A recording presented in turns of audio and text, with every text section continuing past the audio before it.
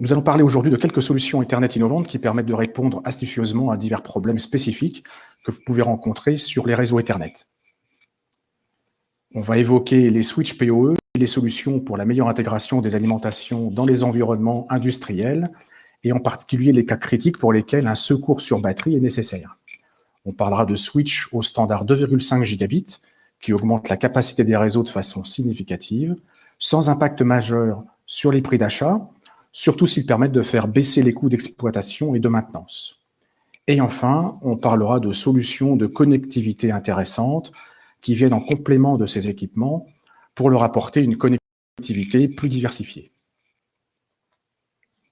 Quelques mots sur CXR. Nous sommes un fournisseur français de solutions globales de réseaux et de communications avec une approche verticale des marchés sur lesquels CXR a une forte valeur ajoutée. Nous avons 40 ans d'expérience sur les technologies des télécoms et nous avons acquis une forte expérience de la réalité et de la grande diversité des systèmes en place chez nos clients. Il ne s'agit pas pour nous seulement de fournir des équipements de communication, mais aussi de vous assurer leur bonne intégration et le parfait fonctionnement avec les différents composants de vos réseaux.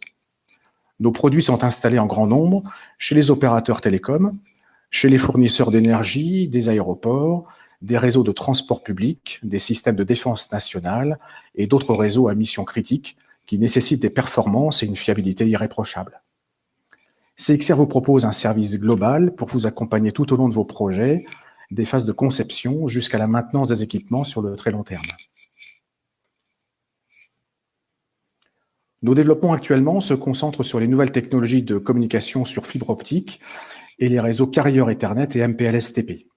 Notre offre globale inclut également des multiplexeurs TDM, des convertisseurs de médias, des passerelles TDM over IP. Nos équipements Ethernet sont disponibles en gamme industrielle, en gamme endurcie pour des applications dans les environnements les plus difficiles. Nous vous proposons aussi une gamme de produits wireless, des réseaux Wi-Fi 5 GHz, des ponts Ethernet radio dans la bande 5 GHz, des routeurs 4G LTE qui feront l'objet de notre prochain webinaire. En support à ces réseaux, nous vous offrons des systèmes de synchronisation, des références de temps PTP et NTP et de distribution de la synchronisation. Et bien sûr, des solutions de test et mesure et de maintenance que nous vous avons présentées dans notre dernier webinaire. Je vous propose de commencer par les solutions PoE, la puissance disponible en PoE et la gestion des alimentations. Si les choses sont assez standardisées dans l'entreprise ou dans les baies télécoms, les réseaux industriels sont quant à eux confrontés à des contraintes spécifiques liées à l'environnement, à la nature des équipements et aux missions qui sont réalisées. Les équipements peuvent nécessiter des tensions d'alimentation de 12, 24, 48 volts selon les cas, qui doivent être dérivées du secteur de 130 volts, alors que les missions critiques peuvent exiger une grande disponibilité et un secours sur batterie. On voit ici une armoire de rue qui montre bien la diversité des systèmes intégrés et la complexité du câblage. Les multiples alimentations des équipements apportent de la complexité technique et des coûts d'achat et de main-d'œuvre à ces réseaux. L'augmentation de la puissance des systèmes alimentés en PoE ajoute à ces difficultés des réseaux industriels.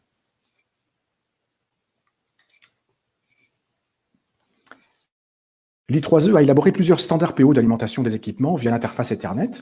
Le standard 802.3 AF ou PoE a été ratifié en 2003 pour fournir une puissance de 15 watts, ou plus précisément de 13 watts utiles dans le pire des cas, à l'équipement Ethernet. Cela alimente bien un petit équipement VoIP, une caméra simple, mais c'est vite devenu insuffisant pour des points d'accès Wi-Fi à haut débit, pour des caméras utilisées en extérieur avec une haute définition et vision nocturne. Le standard 802.3 AT ou PoE+, date de 2009 pour fournir une puissance de 30 watts ou 25,5 watts pour les équipements Ethernet. Mais cette puissance devient elle aussi insuffisante maintenant pour certaines applications, telles que des points d'accès Wi-Fi à haute densité ou des dômes de caméras climatisés dotés de fonctions panoramiques, etc. Les standards 802.3F et AT utilisent deux paires d'un câble Ethernet de catégorie 5.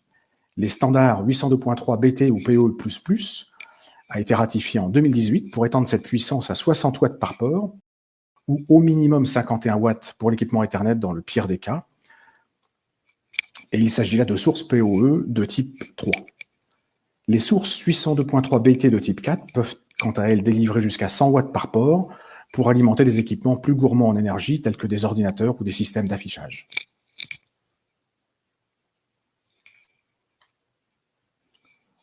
Compte tenu des pertes dans les équipements Ethernet et dans le cuivre des câbles de catégorie 5, une tension supérieure à 44 volts doit être fournie à l'entrée des équipements alimentés en PoE pour disposer vraiment des 15 watts dans tous les cas considérés par le standard. Mais cette tension doit être supérieure à 50 volts pour garantir la puissance de 30 ou 60 watts à l'entrée de l'équipement alimenté en PoE+. Compte tenu de la conception des convertisseurs d'alimentation traditionnels, cela implique que les switches Ethernet PoE doivent disposer d'une alimentation de 52 volts voire plus pour qu'ils puissent fournir toute la puissance attendue par les équipements PSE. Cela complique beaucoup l'architecture des installations industrielles lorsqu'il faut ajouter des convertisseurs d'alimentation dédiés au PoE. Et ça s'aggrave encore pour les systèmes critiques qui nécessitent une garantie de disponibilité basée sur un secours d'alimentation sur batterie. La solution la plus élégante consiste à intégrer une conversion d'énergie de type booster dans le switch Ethernet PoE. Cela apporte plusieurs avantages. D'abord, cela régule la tension délivrée sur l'interface Ethernet PoE, plutôt que de confier cette mission à un convertisseur externe. On est ainsi certain de disposer de toute la puissance attendue en PoE. Ensuite, cela permet de réduire le nombre de tensions d'alimentation dans l'installation technique. Le switch PoE peut ainsi être alimenté de la même tension 12 ou 24 volts que les autres équipements, contrôleurs, RTU, etc. Cette simplification est d'autant plus intéressante lorsqu'un secours sur batterie est nécessaire. Notre premier switch Ethernet avec convertisseur booster est la gamme SWDL. Il s'agit d'un switch Ethernet non manageable, donc totalement plug and play et très économique.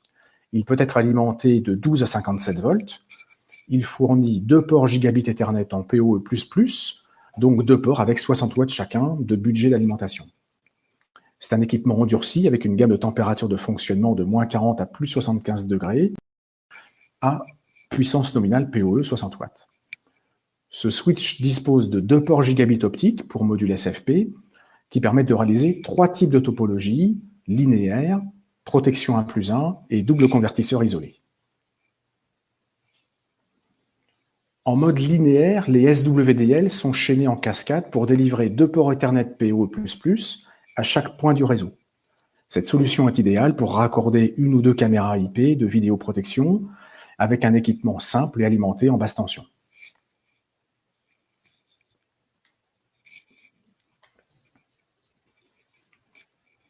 En mode protection, les 2 interfaces optiques sont utilisées pour sécuriser une liaison point-à-point d'un système critique et pour éviter la perte du service si l'une des fibres optiques venait à défaillir.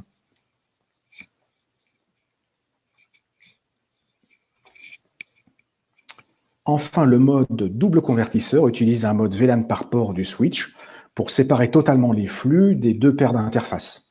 Le système se comporte alors comme 2 convertisseurs de médias optiques vers RJ45 avec PoE complètement indépendants. La sélection des 3 modes de fonctionnement est réalisée par des deep switch, ce qui rend l'équipement totalement plug and play pour ces applications.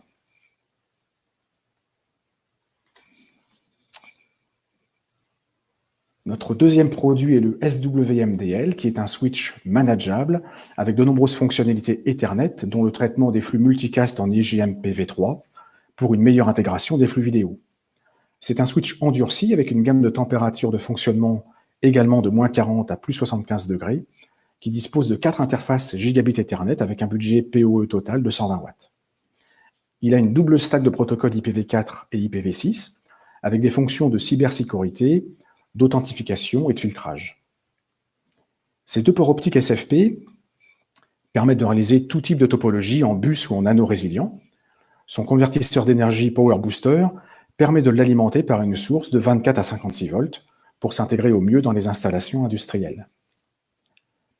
Enfin, il dispose d'une entrée digitale et d'une sortie relais à contact sec pour réaliser des fonctions simples de type remontée d'alarme. Notre gamme de switch PoE avec un convertisseur Power Booster inclut d'autres modèles jusqu'à une densité de 8 ports gigabit alimentés eux aussi en 24 volts.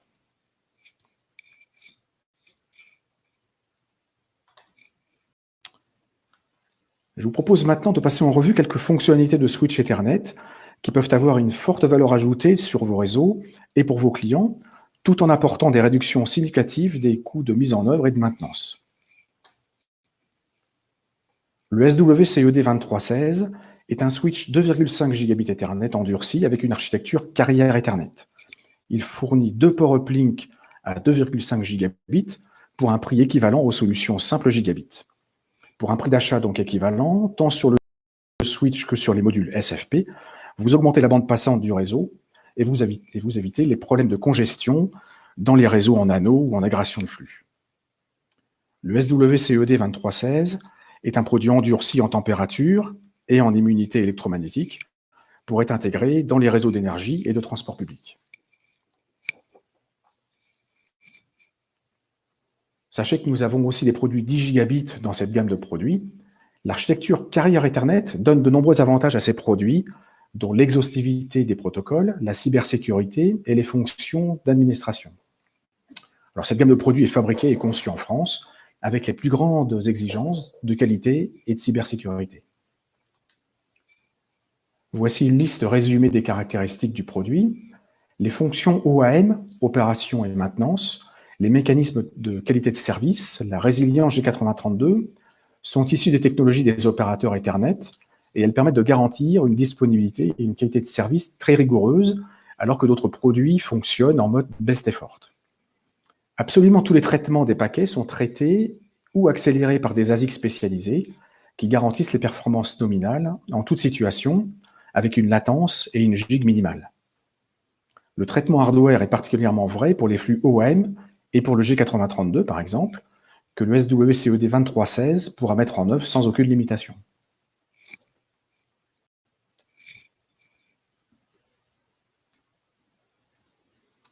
La région G8032 assure la convergence des topologies en anneaux en moins de 50 millisecondes lorsqu'un défaut apparaît grâce au flux OAM d'opération et maintenance. Le G8032 est issu du monde des opérateurs. Il devient un standard dans l'industrie car il est plus performant que les anciens protocoles de type RSTP, tout en étant un standard interopérable et non pas une fonctionnalité propriétaire à un constructeur.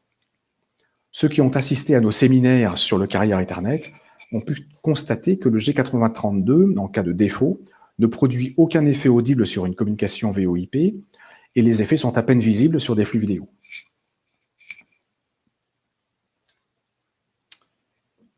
L'interface web du SWCED2316 permet de représenter les informations complexes sur une page synthétique et plus intuitive. Voici l'exemple d'un tableau des adresses MAC qui sont transitées sur les ports du produit avec une référence aux VLAN qui ont été définis dans le système. De tels affichages restent difficiles pour le diagnostic des problèmes d'affectation de VLAN en mode command inline, par exemple. Voici une autre page web qui synthétise tous les paramètres de la stratégie de qualité de service et classe de trafic. Elle vous donne le schéma de principe des files d'attente, de transmission, ainsi que le débit résultant des fonctions de qualité de service et de réservation de bande passante. Une telle vue synthétique n'est évidemment pas disponible en commande en ligne, et ce niveau de développement de l'interface web n'est pas proposé par tous les switches du marché pour obtenir un tel détail des paramètres qui impactent le contrôle du trafic sur les interfaces Ethernet.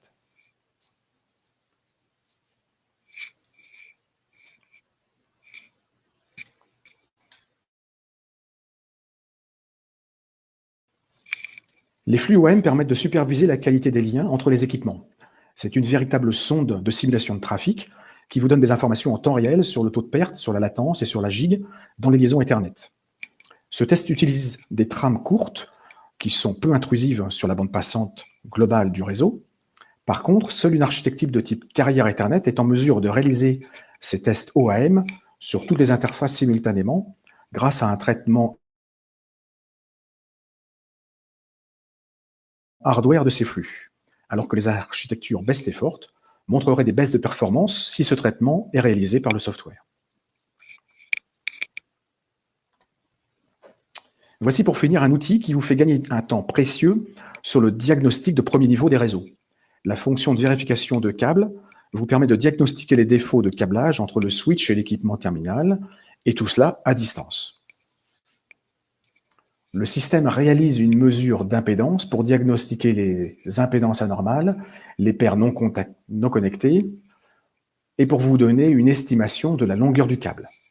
Ce diagnostic vous permet de prendre les meilleures actions, par exemple de demander au client de changer un câble ou de vérifier que la prise est bien insérée dans l'équipement, sans vous déplacer inutilement, ou pour mieux anticiper le matériel nécessaire à votre intervention.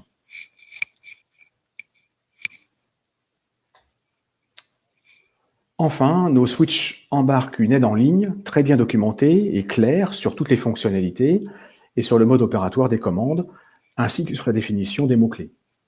Cette aide en ligne apporte un véritable gain de temps, alors qu'il vous évite de chercher après les documents qui peuvent être éparpillés, surtout après quelques années de maintenance du réseau.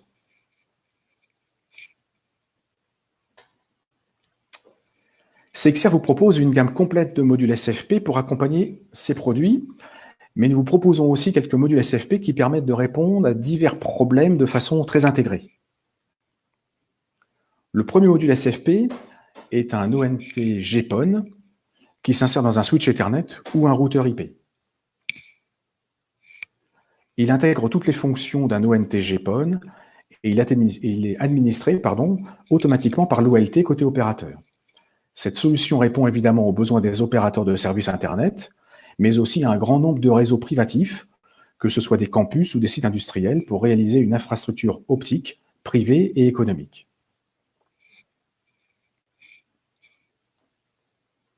De la même façon, notre module SFP VDSL intègre toutes les fonctions d'un modem VDSL2 qui se connecte au DSLAM de l'opérateur pour fournir des services triple play dans une solution totalement intégrée avec toute la connectivité adaptée aux besoins du client. Cette solution permet d'éviter l'installation de deux coffrets chez l'abonné, d'un modem GPON ou VDSL d'une part et d'une box multiservice d'autre part, le tout étant intégré dans la box de l'abonné.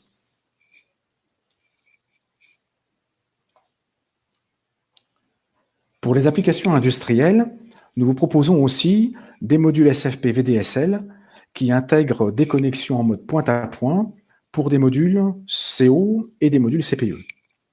Dans cet exemple, on a réalisé une boucle G8032 sur des switches de la gamme du SWCED2316 qui raccordent tous les équipements d'un réseau tel qu'un Smart City, dont les contrôleurs de feux tricolores, des caméras IP, des panneaux d'information, des bornes escamotables, des contrôles de trafic, des contrôles d'éclairage, de charge de véhicules électriques, etc. La connectivité VDSL permet de déployer le réseau Ethernet lorsque de simples paires de cuivre sont disponibles sur des campus industriels, ce qui peut être le cas dans des centrales nucléaires, dans des centres de raffinement, dans des bases militaires, des espaces portuaires, etc., voire même dans des bâtiments qui n'ont pas été câblés en catégorie 5 ou en fibre optique. Une attention particulière doit être apportée aux alimentations des équipements Ethernet pour l'utilisation de ces modules, tels que le VDSL, qui ont besoin d'une puissance supérieure à ce que prévoit le standard SFP, et donc le switch doit tolérer cette caractéristique supplémentaire pour assurer le bon fonctionnement de la liaison VDSL et son propre fonctionnement. Alors rassurez-vous, les switches VDSL qui vous sont présentés ce matin sont conçus pour recevoir de tels modules SFP.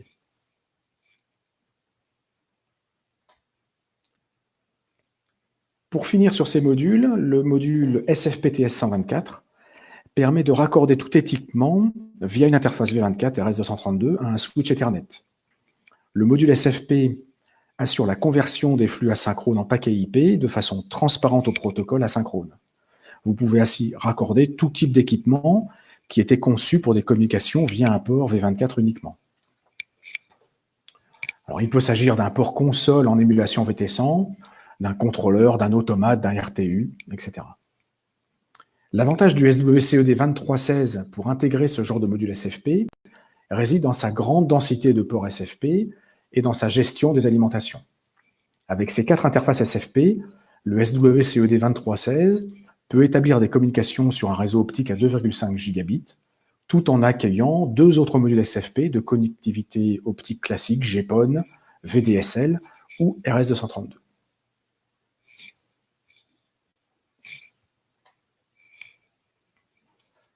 Pour conclure sur les réseaux Ethernet, Sachez que CXR vous apporte des solutions à toutes les étapes du cycle de vie de votre réseau. CXR peut vous aider dans la phase de conception du réseau par des services de conseil, de maquettage, de proof of concept. Lors de la planification, CXR peut assurer pour vous la préconfiguration des équipements en usine et une logistique adaptée à vos besoins de développement. Ces services simples peuvent vous apporter des économies substantielles lors de l'installation des matériels, puisque l'ingénierie a été préparée en amont de l'installation physique des équipements sur le terrain. Nos logiciels de Network Management System découvrent les équipements lors de leur installation en temps réel et vous pouvez réaliser les premiers essais de mise en service du réseau depuis le NMS. Le NMS vous donne des tableaux de bord pour suivre le fonctionnement du réseau. Il traite les alarmes émises par les équipements et il assure l'équipement de ces alarmes vers les administrateurs du réseau. C'est une supervision du réseau de niveau physique et logique jusqu'à le traitement de l'ensemble des alarmes. Le NMS réalise des rapports automatiques sur les flux en différents points du réseau pour superviser le réseau au niveau applicatif, ce qui vous permettra de mesurer la qualité de vos applications et d'anticiper les évolutions nécessaires à la pérennité du réseau et des applications.